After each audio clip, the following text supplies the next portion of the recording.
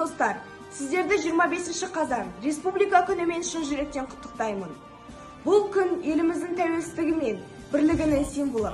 Көпшілігі білетіндей, 1990 жылы 25 қазанда егемендік туралы декларация қабылданды.